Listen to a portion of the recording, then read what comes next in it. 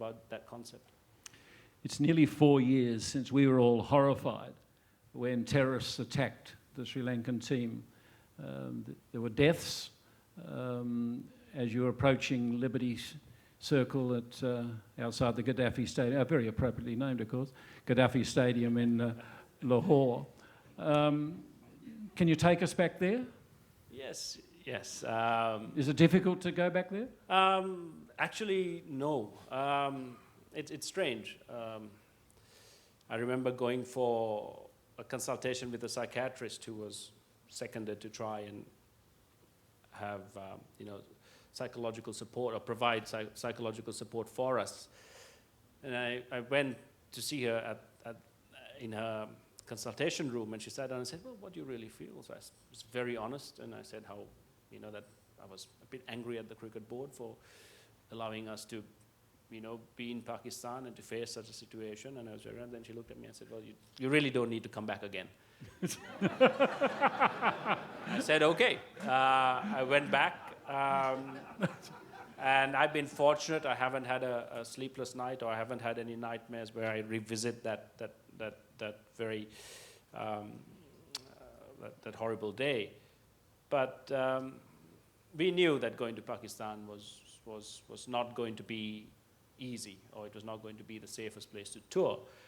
But we went, and we played in Karachi first. The tour was broken into two. We came back. Karachi, the security was absolutely watertight. It was fantastic. We came back. We went back for the test matches. We played in Karachi again, the first test. I think it was 600 plays, 700, and that was it. One innings, but it was an absolute flat wicket. We went back to Lahore, and at the end of the second day, we had again declared about 600 for 4 or 5. And on that day, when we were attacked, in the morning, we got onto the bus, and we were driving to the stadium, and we had a fast bowler, a left-arm fast bowler called Thilina Tushara, big, strapping guy, not as big as Mitch over there, but in a Sri Lankan sense, big. 5'10". But he was seated a couple of seats in front of me, and we were talking about what are we going to do today. Should we go for dinner? We'll go to some shop somewhere to see. Some of the boys were saying to see what they could find in Lahore.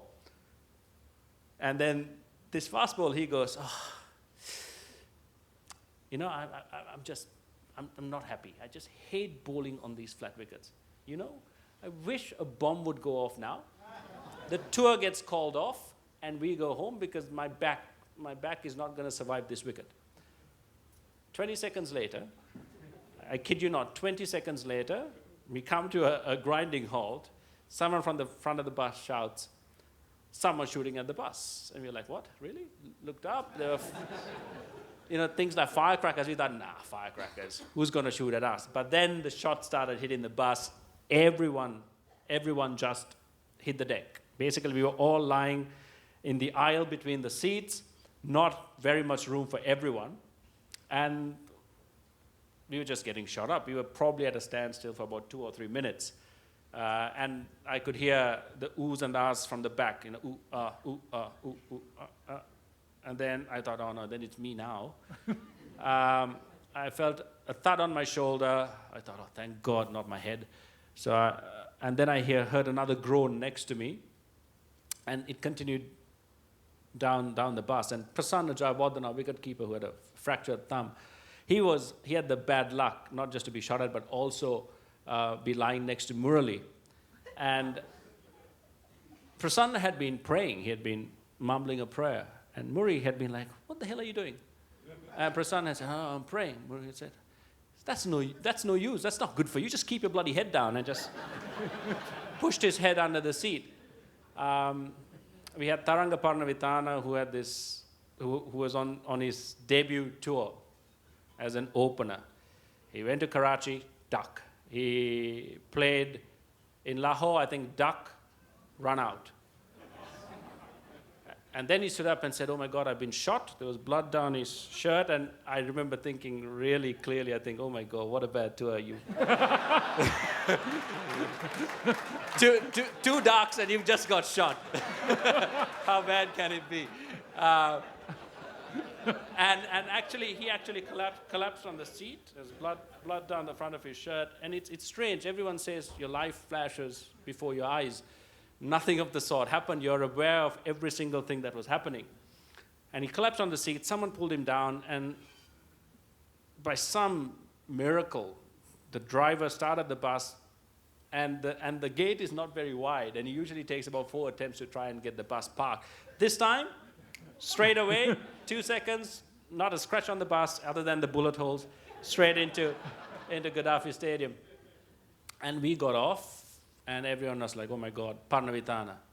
He gets up, looks at his blood-stained shirt, has a feel behind him and says, "Oh, there's no hole at the back." And he said, "I think I'm okay," and he walked off the bus. He walked off the bus. Unfortunately, Tilan Samaravira had a massive bullet injury on his leg, so he was carried out. And, we were carted off to hospital. I had shrapnel in my back, where I was lucky, where the bullet had broken up while entering the bus. We had Ajanta Mendes with shrapnel injuries and various other injuries. But thank God, no one in the team died. Unfortunately, about 6 to 7 of the policemen who were there to protect us, unfortunately, lost their lives. But I think it put everything into perspective for us. Cricket is wonderful, but it is not life.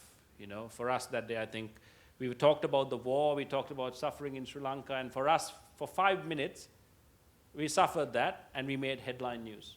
In Sri Lanka, 35 years, once in a while there was a headline, but for 35 years the war went on, and people died, people suffered.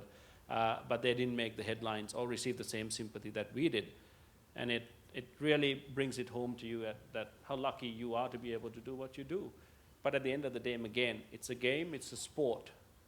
And it's sometimes it's easy to confuse it with real life, but it's not.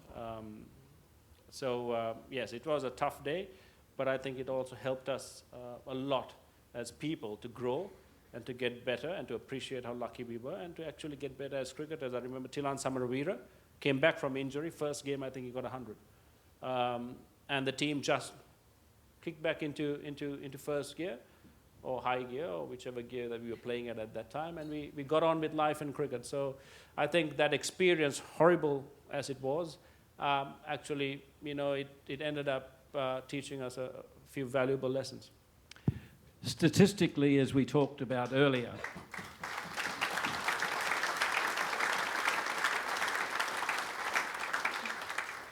you're bracketed with the very greats of the game, as you are one of the greats of the game. I just wonder whether you have a personal rapport with any of them, with a Tendulkar, with a Kallis, which is a bit more challenging, with obviously with your great mate Jay Wardner, but with Lara and with Ponting. I mean, is there a sort of a club, the 10,000 club, the current boys? I would love to say yes, but no. No, we don't. I grew up admiring Sir Vivian Richards, but then Brian came along, and then I had to. Sir Viv O'Brien. Oh. I thought, okay, I'll leave Viv for the older era, and I'll take Brian on as my favorite player. Yeah. So to me, Brian Lara, hands down, is amazing. So I don't consider myself to be in those same stand or in that same category as a Lara or a Ponting or a Tendulkar or Kallis. I'm very happy to have got where I've got. But I've sit and watched these players do amazing things. I think, very soon you'll be asking the same question or similar questions from Hashim Amla and Michael Clarke, who've had amazing years in Test cricket. I think it's, I would love to sit here and say, no, I think, yes, I am great, but fantastic. But no, I think I've had some great fortune. I love the rain. I love the rain because without rain, I would never have played Test cricket for Sri Lanka. Prasanna Jayawardene, who's keeping now, was picked ahead of me. Fantastic keeper, the best I've ever seen. I always thought Ian Healy was amazing. He is, but Prasanna is probably better against spin than maybe Ian, maybe. So we were playing Pakistan in Kandy at Asgiria, and Sanat Jayasuriya Mavanatha put on 360 for the first wicket, or 300 and something. Sanat 160, Mavan got a double 100. Prasanna Jayawardena put on his gloves to go out and keep. We declared at 400 or 500. It started drizzling, then it started raining, and it rained for 3 days. 3 days, end of the test match, end of the test series. Next was the one-day series. I was asked to keep. Prasanna never touched a ball. I did well in the one-day series. I was asked to keep in the test matches. Prasanna didn't play test cricket for 5 years. So how lucky am I? You know, how lucky am I to be able to get my foot in the door? Because if Prasanna had played before me, I reckon I wouldn't have played test cricket for a very long time. So I was lucky, and I'm very thankful that I'm where I am today. I think all of us in the room are still trying to work out what it takes mentally and physically to bat with a mate for just a leisurely 3 days, or into one full day, of course. What were the ice baths like on day 2? The 624, over 12 hours of hard yakka together. I'm not sure in Sri Lanka whether the ice baths had started at that time. Yeah, I think it's recorded. I think you better be careful here. Okay, you're dealing with broadsheet, not tabloid. Okay. So I think it is fantastic to bat. It was, of course, the SSC, where the wicket that every batsman wants to take home with him. It's a fantastic wicket on day 1. It's a great wicket on day 2. It's even better on day 3. It's amazing on day 4. Maybe back to good on day 5. So if you're a bowler, it's not a very enticing spectacle. It doesn't really inspire you to do anything other than really hope. So South Africa batted first, 158 all out. Sanat Jayasuriya and Upul Tharanga went into open. We were 14 for 2. I walked in, Mahela walks in, a few deliveries after me. I was on 7. Dale Steyn bowls an in-swinger to me. I played. I actually get quite a lot of bat on it, but it manages to hit my bat, hit the ground, roll onto my stumps. I'm bowled. I'm walking off, no ball. I said, okay. Went back. Steyn wasn't happy. And then everything just clicked. From 14 for 2, we were 600 and something for 2 by the end of the 3rd day. The South Africans weren't very happy. Dale still remembers it to this day. He remembers it to this day. Every single delivery that he bowled, what happened, how I was bowled. But batting with Mahela is very easy. I know him very well on the field. I know him even better off the field. And we bat very well. He's a very aggressive, very stylish player. So I can actually kind of hide behind him at the initial stages, and then we kind of switch back and forth. You probably wouldn't have seen the best of Mahela on this tour. Maybe the 2 innings he played in Sydney and the way he started in that last one day in Hobart. They were just glimpses of what the guy is really capable of. So when things click, you don't think about concentration. You don't think about fatigue. If you're a batsman, you love to bat. You love to bat. You want fast bowlers to come in and bowl and bowl and bowl and bowl. And you get, those opportunities don't come every day. And we were lucky that it did on that day. So it wasn't as hard as I think most people think it would be. We could go on forever, but before we do have to close, I want to talk about the future. A mate of mine in Sri Lanka believes you could be a Chief Justice of the country, should you want. I mean, you've got a legal background, or perhaps serve the country in another way. And I immediately think that Julep Singh was the High Commissioner for India and Australia at one time. Sir Robert Menzies offered Sir Donald Bradman the High Commissioner's job in London. He said no. But I'm just wondering whether after your cricket you might be thinking in terms of serving your country in another way, different way.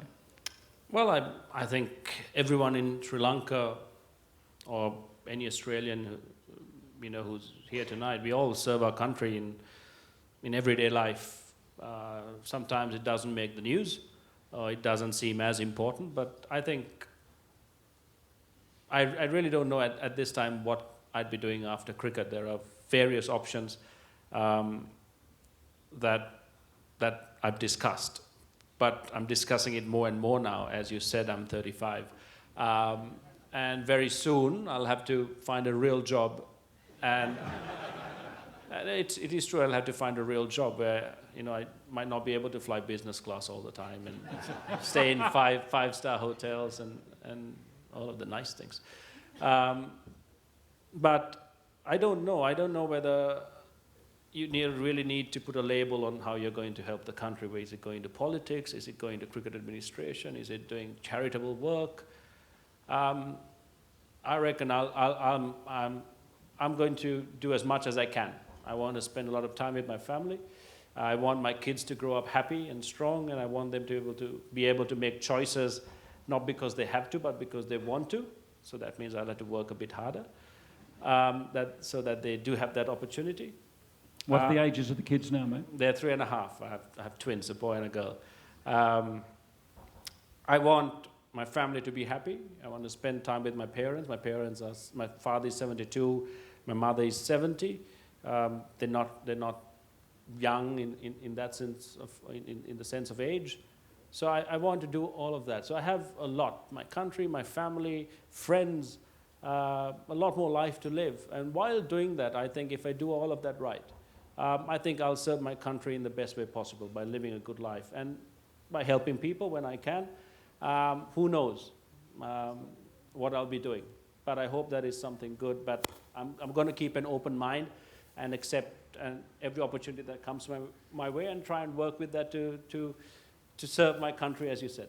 Well, we're talking of that in charity. Of course, Darshak mentioned earlier of our arrangement and your interests, of course. I mean, you're a patron of the Foundation of Goodness, so is Murali, so is Mahela. Tell us a little bit about the work of the Foundation of Goodness, and particularly the Harmony Cup, the Murali Harmony Cup up in the north of the country. We're going to see some test players from Jaffna? I hope so. They have amazing talent and ability, and they just need the facilities and a bit of empowerment, and they'll get there on their own. But yeah, the Foundation of Goodness, I was very fortunate to be invited to join as a trustee in 2004. It was started in 1999 by Kumar Sangakkara.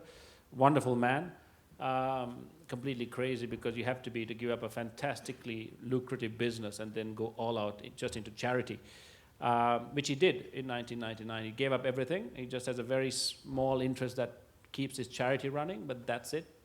Murali joined him in, I think, 2000. And we are based in the south of Sri Lanka, in Sinigama, which is, of course, in Sri Lankan terms, a Sinhalese stronghold, where the people in those villages are more Sinhalese. And we provide in that center psychosocial support, free vocational training, medicine, pharmacy, sports facilities. We have a swimming pool donated by Brian Adams. We have a cricket ground donated by Surrey. We provide computer training free of charge we are provided by Dell. We have a thing called a Village Heartbeat, a business model that we set up for households where they can work from home and earn money.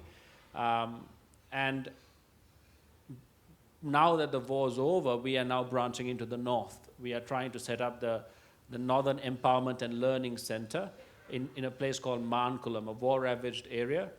We're trying to set up a school surrounded by sports facilities where children can come and learn to play sport and have opportunity through sport and empower themselves through education.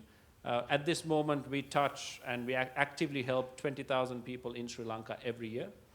And we just want to keep building on that. And one of the things we did was the Murali Harmony Cup, where with the ICC's help, we played a T20 tournament with 12 boys' schools and 8 girls' schools. And this is the first time cricket at that level has been played in the north after the war and since the war and during the war. They've never played cricket on a stage like that. And we had schools from the south, schools from the center of the country, playing kids from Jaffna, Mullaitivu, Badiklo, who who have never played cricket, who have played cricket but never at a competitive level. And I remember I come from Trinity College. We are the best cricket team in the island this year.